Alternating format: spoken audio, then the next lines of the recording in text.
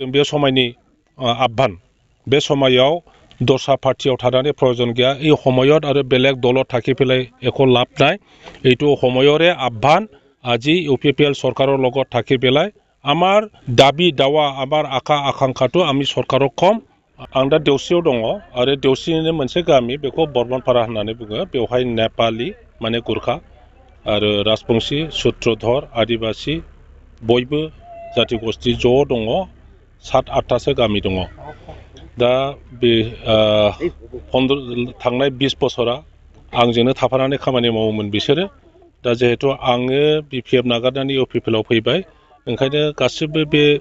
बिपिएफनि आंजों मावग्रा रायजो राजाफोरखौ आङो दिनै फैनानै इउपिपिएलआव जगदान जाहोजोबदों साबेसे जयेनिं जादों जानायखौ एक्जाक्टलि आं मिथिला खिन्थु दहाय आगोलाव बर्मनपारानि जि मन्दिरमोन बाहाय गामि दरथामनिया जयेन जादों बाखि माखासेया इउपिपिएलआवनो दंखायोमोन जि बिपिएफआव दंमोन बिसोर गासिबो जयेन जाजोब्बाय दा दस्रा पार्टियाव गैला ओमफ्राय नैबे जाहैबाय राजबंशी सूत्रधर आरो नेपाली गामि बेवहाय किमान परियाल আছে ইয়াত 34 পৰিয়াল আছে কয়েকটাতো অলৰেডি এই দক্ষিণ পালৰতো অলৰেডি ইউপিপিএলত আছে এতিয়া বাকি উত্তৰ পালৰ এই স্কুলৰ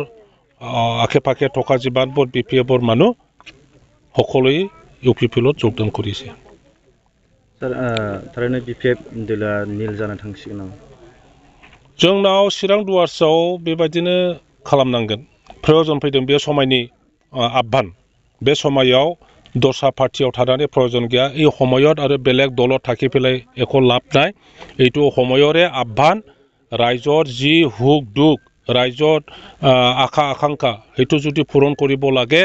আজি ইউপিপিএল চৰকাৰৰ লগত থাকি পেলাই আমাৰ দাবী দাৱা আমাৰ আশা আকাংক্ষাটো আমি চৰকাৰক কম আৰু ৰাস্তা ঘাটৰ পৰা আৰম্ভ কৰি খোৱা পানী হওক কাৰেণ্টৰ কথা হওক যিকোনো সৰু ডাঙৰ সমস্যাবোৰ আমি আদায় কৰি ল'ম